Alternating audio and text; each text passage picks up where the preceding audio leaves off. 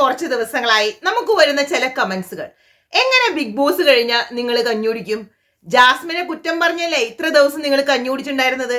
അവരുടെ അന്വേഷണം അല്ലെങ്കിൽ എന്നോടുള്ള ഒരു സ്നേഹം, ഞാൻ ഇനി എങ്ങനെ ജീവിക്കും എന്നുള്ളൊരു അതൊക്കെ ചിന്തിച്ചു കഴിഞ്ഞപ്പോൾ ഞാനും ആദ്യം കുറച്ച് വിഷമിച്ചു കേട്ടോ. പിന്നീടാണ് എനിക്ക് മനസ്സിലായത് ഈ ജാസ്മിനെ പോലെയുള്ള ഐറ്റംസ് ഇവിടെ അങ്ങനെ അവസാനിച്ചു പോകണമെന്നില്ല, അതൊരിക്കലും അവസാനിക്കാനും പോണില്ല. അപ്പൊ നമുക്ക് അങ്ങനെയുള്ള ചില വീഡിയോസ് കേട്ടും കണ്ടും പറഞ്ഞു തന്നെ നമുക്ക് മുന്നോട്ട് പോകാം. വീഡിയോ ആദ്യമായി കാണുന്ന ആളുകളാണെങ്കിൽ സബ് ചെയ്യാൻ മറക്കരുത്. അതുപോലെ തന്നെ ലൈക്ക്, കമന്റ്സ്, ആ നോട്ടിഫിക്കേഷൻ ബട്ടൺ കൂടി ഒന്ന് ക്ലിക്ക് ചെയ്യുകയാണെങ്കിൽ ഞാനിടുന്ന വീഡിയോസ് പെട്ടെന്ന് തന്നെ നിങ്ങൾക്ക് കിട്ടും.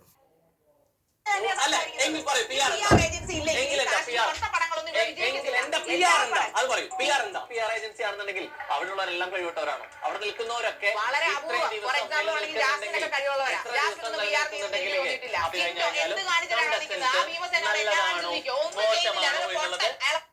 നിങ്ങൾ ആരും ടെൻഷൻ അടിക്കേണ്ട, ഇതൊരു മരോന്താണ് കേട്ടോ. കാരണം രോഹൻ എന്ന് പറയുന്ന ആ ഇന്റർവ്യൂവർ ഈ പുള്ളിക്കാരത്തിനെ കൊരങ്ങനോടാണ് ഉപമിച്ചത്. ഞാൻ പറയുകയാണെന്നുണ്ടെങ്കിൽ മരോന്താണ്. കാരണം കപ്പിൾ ഓഫ് വീക്സ് ബിഫോർ ഈ വ്യക്തി തന്നെ മറ്റൊരു വ്യക്തിയെ ഇന്റർവ്യൂ ചെയ്യുമ്പോൾ ഈ ജാസ്മിൻ എന്ന് പറയുന്ന കണ്ടസ്റ്റന്റിനെ വളരെ മോശമായി കുറെ സത്യങ്ങൾ വിളിച്ചു പറയുന്നുണ്ടായിരുന്നു.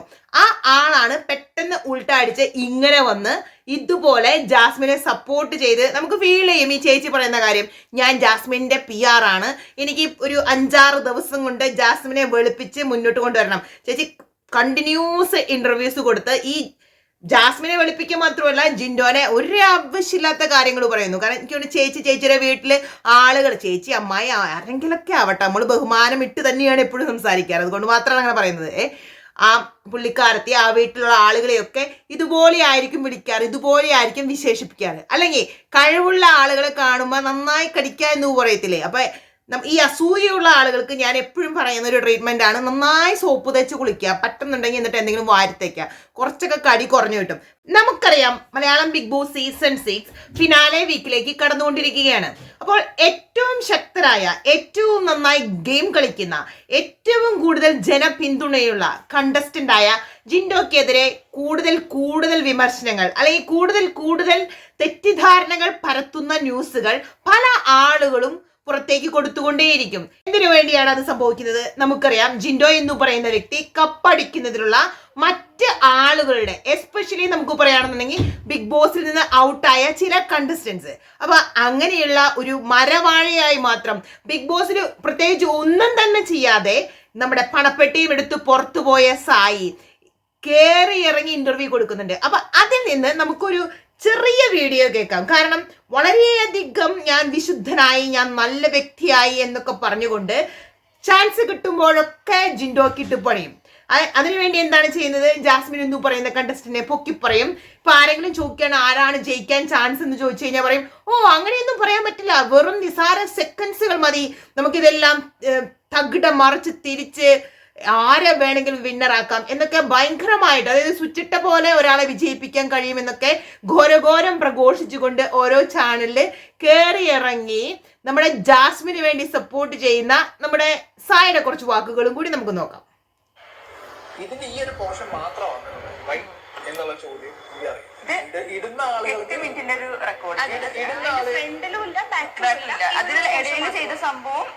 അതുമില്ല, എന്റെ വോയിസ് ഇല്ല, അതിലുണ്ടായിരുന്ന 2 വ്യക്തികളുടെ വോയിസ് ഇല്ല, ജാസ്മിൻ ഉപ്പാന്റെ വോയിസ് മാത്രം, അതും ഗബ്രിയെ തെളിയിക്കുന്ന പോർഷൻ. ആ വോയിസിന്റെ ഇന്റൻഷൻ എന്താ? ഞാൻ എന്ന് പറഞ്ഞ വ്യക്തിക്ക് ടാർഗറ്റ് ചെയ്തിട്ടാണോ ആ സാധനം, ജാസ്മിനെ ടാർഗറ്റ് ചെയ്തിട്ടാണോ ഗബ്രിക്ക് ടാർഗറ്റ് ചെയ്തിട്ടാണോ? ഒരു ക്വസ്റ്റ്യൻ അതാണ്. അത് ഇട്ട ആൾക്കാർക്ക് മാത്രമേ ക്ലിയർ ആവുന്നുള്ളൂ എന്ന്. അതെ, ക്ലിയർ ആണ്. കാരണം ഈ സാധനം ഇന്ത്യയിലുണ്ടല്ലോ, ഞാൻ റെക്കോർഡ് ചെയ്യുന്നു, സുനാപ്പി നമ്മളെ ഇതിലുണ്ടല്ലോ. നമുക്കറിയാം ഇതെന്താണ് സായി പറയുന്നതെന്ന്.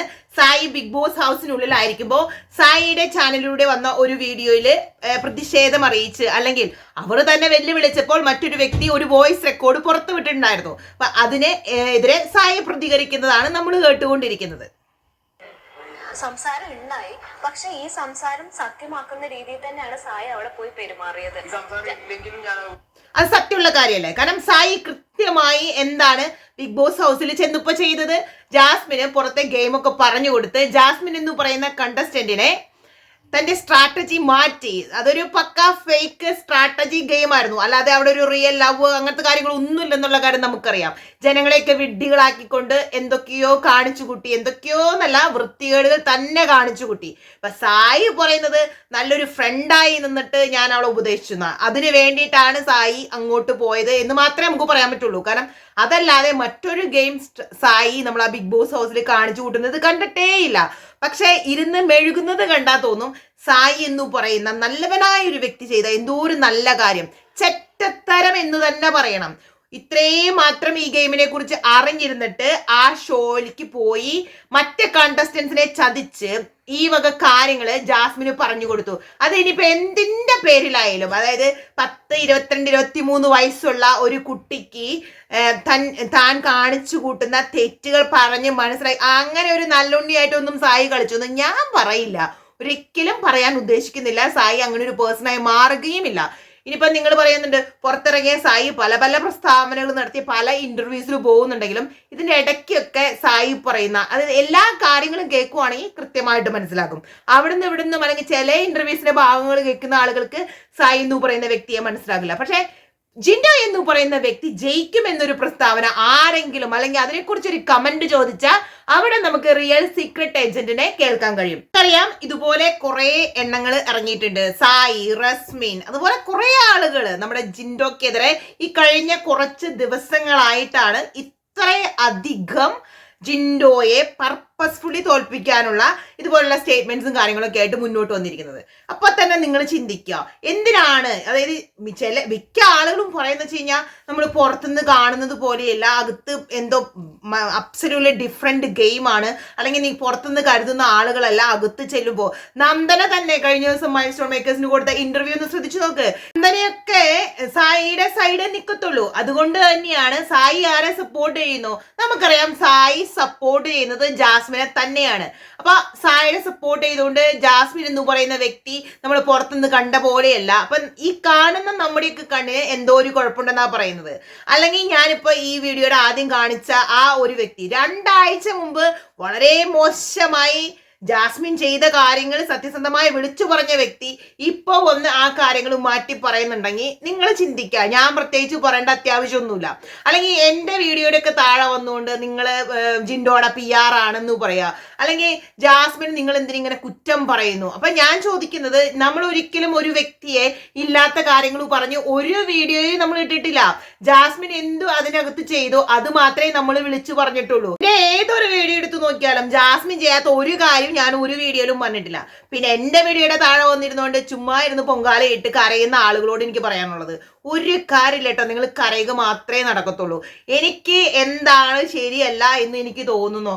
അല്ലാതെ ഒരാളെ കണ്ടുകൊണ്ട് പർപ്പസ്ഫുള്ളി മറ്റൊരാളെ പൊക്കിപ്പിടിക്കാൻ വേണ്ടി നമ്മൾ ഒരു വീഡിയോയും ചെയ്യുന്നില്ല. നിങ്ങളെ നന്നായി നോക്കിക്കാണുന്ന ആളുകളാണെങ്കിൽ കൃത്യമായി ശ്രദ്ധിക്കുവാണെങ്കിൽ നിങ്ങൾക്ക് മനസ്സിലാകും, ഒരു കണ്ടസ്റ്റന്റിനെ മാത്രം ഫോക്കസ് ചെയ്തിട്ടാണ് ഇവരെല്ലാം കാര്യങ്ങളും പറയാ. അതായത് സായി ആണെങ്കിലും റസ്മിൻ ആണെങ്കിലും അല്ലെങ്കിൽ അപ്സരയാണെങ്കിലും ഇതുപോലെയുള്ള എല്ലാ ആളുകളും ബിഗ് ബോസ് ഹൗസിൽ നിന്ന് പുറത്തു വന്ന എല്ലാ ആളുകളും ഒരേ കാര്യം തന്നെയാണ് പറയുന്നത്, ഒരേ വ്യക്തിയെ തന്നെയാണ് ഫോക്കസ് ചെയ്യുന്നത്, ജിൻഡോയെ മാത്രം.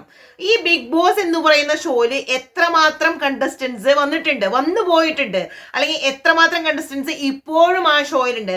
പക്ഷെ എന്തുകൊണ്ട് ജിൻഡോയെ മാത്രം ഫോക്കസ് ചെയ്യുന്നു, അതാണ് നമ്മൾ പ്രത്യേകം മനസ്സിലാക്കേണ്ടത്. അവർക്കറിയാം ജിൻഡോ എന്ന് പറയുന്ന വ്യക്തിയാണ് അവിടെ ഏറ്റവും നന്നായി ഗെയിം കളിച്ച് ഏറ്റവും നന്നായി ജനപിന്തുണയുള്ള, അല്ലെങ്കിൽ ആ ഗെയിം വിൻ ചെയ്യാനായിട്ട്, ബിഗ് ബോസ് എന്ന് പറയുന്ന ഈ ഷോ വിൻ ചെയ്യാനായിട്ട് ഏറ്റവും അർഹനായ വ്യക്തി ജിൻഡോയാണെന്ന് മനസ്സിലാക്കിയത് കൊണ്ട് തന്നെയാണ് ജിൻഡോ എന്ന് പറയുന്ന വ്യക്തിക്ക് നേരെ ഇത്രമാത്രം, അതായത് തെറ്റിദ്ധാരണകളും പരത്തുന്ന വീണ്ടും വീണ്ടും പ്രസ്താവനകളുമായി ഇതുപോലെയുള്ള ആളുകൾ മുന്നോട്ട് വരുന്നത്. തനിക്ക് കിട്ടാത്തത് മറ്റൊരു വ്യക്തിക്ക് കിട്ടുന്നതിലുള്ള അസൂയ. ജിൻഡോയെ സപ്പോർട്ട് ചെയ്യുന്ന ആളുകള് മേക്ക് ഷുവർ ചെയ്യേണ്ട കാര്യം, ഹോട്ട്സ്റ്റാറിൽ തന്നെ പോയി വോട്ട് ചെയ്യണം. ഇനി വളരെ കുറച്ച് ദിവസങ്ങളുള്ളൂ, ഒരു എക്സ്ക്യൂസും നമുക്ക് പറയാനില്ല. എല്ലാവരുടെ സപ്പോർട്ട് ഉണ്ടെങ്കിൽ ജിൻഡോ ഡെഫിനറ്റ്ലി വിൻ ചെയ്യും, അതിന് ഒരു സംശയം വേണ്ട. അപ്പൊ എല്ലാവരും ജിൻഡോയുടെ കൂടെ കട്ടക്ക് നിൽക്കുക. അപ്പൊ ഇതുപോലെ പരദൂഷണം പറഞ്ഞു നടക്കുന്ന ആളുകൾക്ക് കൊടുക്കാൻ പറ്റുന്ന ഏറ്റവും വലിയ അടിയായിരിക്കും ജിൻഡോക്ക് കിട്ടാൻ പോകുന്ന ആ ഒരു ടൈറ്റിൽ വിന്നർ. വോട്ടിങ്ങിലൊക്കെ അട്ടിമറി ഒരു സംശയമില്ല കേട്ടോ. ഇതുപോലെയൊക്കെ പോകുന്നുണ്ടെങ്കിൽ ആളുകളെ മാനിപ്പുലേറ്റ് ചെയ്ത് തന്നെ മുന്നോട്ട് പോകും. അപ്പൊ അതുകൊണ്ട് തന്നെ വോട്ടിങ്ങിൽ എല്ലാവരും വോട്ട് ചെയ്യുക എന്ന് മാത്രമേ പറയാനുള്ളൂ. ഇപ്പോൾ മറ്റൊരു വീഡിയോയുമായി പെട്ടെന്ന് തന്നെ തിരിച്ചു വരാം. എല്ലാവർക്കും ടാറ്റാ ബൈ.